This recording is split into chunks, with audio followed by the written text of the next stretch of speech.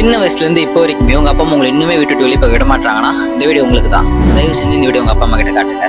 முத்துன்னு ஒரு சின்ன வயசு பையன் இருக்கான். அவனுக்கு வெளியே போய் ஃப்ரெண்ட்ஸ் கூட விளையாடணும்னு ஆசைப்படுறான். பட் உங்க அப்பா அம்மா வெளியே போறது சேஃப் இல்ல, நீ வீட்டுல ஏதாவது பண்ணி வீட்டுல உட்காந்து விளையாடுன்னு சொல்லி வளர்க்குறாங்க. அப்பவே அவனுக்கு இந்த உலகத்தை பத்தியோ வெளியே இருக்கிற பீப்பிள்ஸ் பத்தின ஒரு பையன் வளர ஆரம்பிச்சிருக்கும். செகண்ட், இப்போ அந்த பையன் புதுசா ஒரு இடத்துக்கு போறப்பயோ புது பீப்பிள் மீட் பண்றப்பயோ அவங்க கூட கம்யூனிகேட் பண்ண ட்ரை பண்ண மாட்டான். அவங்க கிட்ட முடிஞ்ச அளவுக்கு கான்வர்சேஷன் அவாய்ட் பண்ண தான் ட்ரை பண்ணுவான்.